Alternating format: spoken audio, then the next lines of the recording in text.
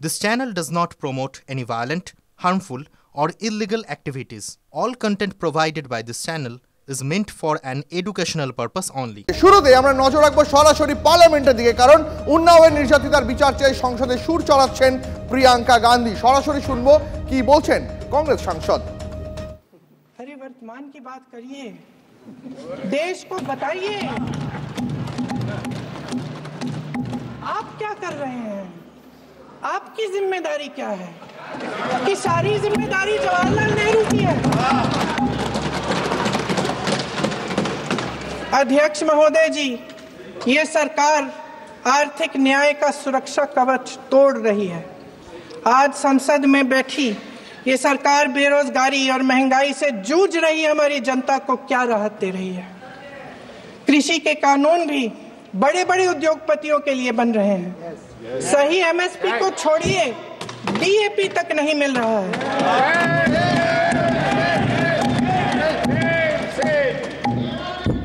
वायनाड से लेकर ललितपुर तक इस देश का किसान रो रहा है। आपदा आती है तो उसको कोई राहत नहीं मिलती।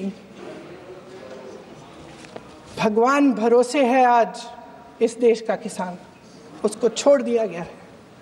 आज हिमाचल में देखिए, जितने भी कानून बने हैं वो सब बड़े बड़े उद्योगपतियों के लिए बन रहे हैं। हिमाचल में जो सेब उगता था, उसके जो छोटे छोटे किसान हैं वह रो रहे हैं, क्योंकि एक व्यक्ति के लिए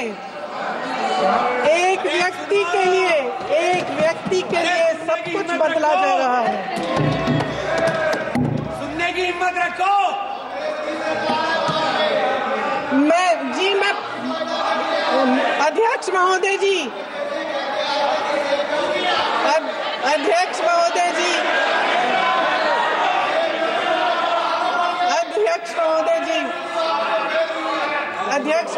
जी, अडानी जी को सारे कोल्ड स्टोरेज प्रदेश की सरकार ने नहीं दिए। अडानी जी को सारे कोल्ड स्टोरेज आपकी सरकार ने दिए। देश देख रहा है कि एक व्यक्ति को बचाने के लिए 142 करोड़ देश की जनता को नकारा जा रहा है। सारे बिजनेस, सारे संसाधन, सारी दौलत, सारे मौके एक ही व्यक्ति को सौंपे जा रहे हैं। सारे बंदरगाह, एयरपोर्ट्स, सड़कें, रेलवे का काम, कारखाने, खदानें, सरकारी कंपनियां सिर्फ एक व्यक्ति को दी जा रही है।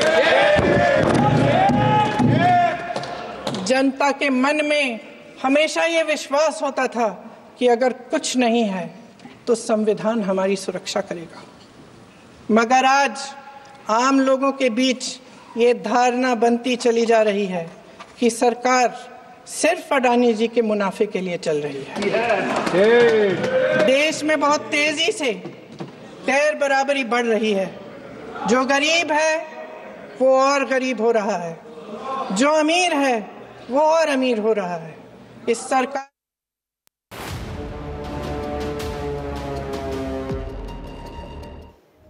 শোনাছিলাম আপনাদের সরাসরি প্রিয়াঙ্কা গান্ধীর বক্তব্য। আর এরপর খবরে নজর রাখতেই হচ্ছে বাংলাদেশের খবরে, তার কারণ আবারও বিএনপি নেতার মুখে যুদ্ধের জিগির। প্রত্যেকে বাংলাদেশি নাগরিককে সামরিক প্রশিক্ষণ দিয়ে যুদ্ধের জন্য প্রস্তুত করা হবে, ছাত্রদের হাতেও রাইফেল তুলে দিতে হবে, এমনই নিদান ঢাকার এক সভা থেকে দিলেন বিএনপি নেতা হাফিজ উদ্দিন আহমেদ। কি বললেন তিনি, শুনুন। যুদ্ধ যদি তারা শুরু করে, এই যুদ্ধ আবার তাদের দেশে গিয়েই শেষ হবে। আমরা প্রত্যেকটি বাংলাদেশি নাগরিককে সামরিক ট্রেনিং দিয়ে প্রস্তুত করব যুদ্ধের জন্য। প্রত্যেকটি ছাত্র যেন রাইফেল চালাতে জানে, সামান্য field craft basic military training তাদেরকে আমরা দেব, যাতে করে কেউ আমাদের দিকে কোনো রক্ত চক্ষু দিয়ে দৃষ্টিপাত করতে না পারে। আমরা যুদ্ধ করে জয়ী হয়েছি, চিরকাল জয়ী হবে বাংলাদেশের মানুষ। আদৌ কোনো সামরিক বিভাগ আছে বাংলাদেশের? কোনদিন বাংলাদেশ যুদ্ধ করেছে? চুরি করে ভারতবর্ষে ঢুকে খায়, চুরিকার জিনিস নিয়ে খেয়ে বেঁচে থাকে। তো তার ভিখারিরা অনেক বড় বড় কথা বলে, কিন্তু ফুটপাতেই শুতে হয় ওদেরকে। বাংলাদেশের অবস্থা খুবই খারাপ। আজ যদি আমরা বলি যে বন্ধ করে দেবো, জলটাও বন্ধ করে দেবো, বাংলাদেশ বাঁচবে কি? সরকারই নেই ওখানে। এরা এত অযোগ্য অকম্মা, না নিজের পেট চালাতে পারে না দেশ চালাতে পারে। ভারত যদি না থাকতো বাংলাদেশ তৈরি হতো না। ভারত বাংলাদেশ আজকে যে বড় বড় কথা যারাই বলছে, অস্তিত্বটাই হচ্ছে আমাদের ভারতের জন্য। ভারতের মানুষ, ভারতের সরকার যদি পাশে না থাকতো, পাক সেনারা ওদের শেষ করে দিত। পুরোটাই ভারতবর্ষ করেছে। এই গ্র্যাটিটিউড নেই তাদের, এটাই আমাদের অত্যন্ত আফসোস। MT vessel sounds much. ভারতের শক্তি সম্বন্ধে কোনো আইডিয়া আছে? আম জনতাকেও আর্মি মতন প্রশিক্ষণ দেব, তাহলে এটা তো সমাজের জন্য খুব ডেঞ্জারাস হতে পারে। আর স্পেশালি বাংলাদেশে যখন আমরা দেখছি কি এরকম মাইনরিটিজ উপরে অত্যাচার হচ্ছে, যদি ওটা মাথায় রেখে কাউকে আর্মি ট্রেনিং দেওয়া হয়, তাহলে তো ওখানকার মাইনরিটির জন্য এটা খুব ভয়ঙ্কর হতে পারে। তো এটা খুব দুঃখদ এরকম স্টেটমেন্ট। ছোটবেলা থেকে মাদ্রাসায় নিয়ে গিয়ে কানে মন্ত্র দিয়ে দেওয়া হচ্ছে যে ভারত তোমার শত্রু, কিন্তু যে ভারতবর্ষের জল ছাড়া, আলু ছাড়া, পেঁয়াজ ছাড়া, ওষুধ ছাড়া, শিক্ষা ছাড়া একটা গোটা দেশ চলতে পারে না, যে দেশের ছত্রছায়ায় বাংলাদেশ বেড়ে উঠছে, যে দেশের প্রত্যক্ষ সাহায্যে বাংলাদেশ স্বাধীন হতে পেরেছে, যে দেশ সদা সর্বদা তার বন্ধুরাষ্ট্র হিসেবে বাংলাদেশকে দেখেছে এবং আচরণ করেছে, সেই দেশের প্রতি বিদ্বেষ, সেই দেশের প্রতি ঈর্ষা, সেই দেশের প্রতি হীনতা, এটা বাংলাদেশের কাল হয়েছে। আর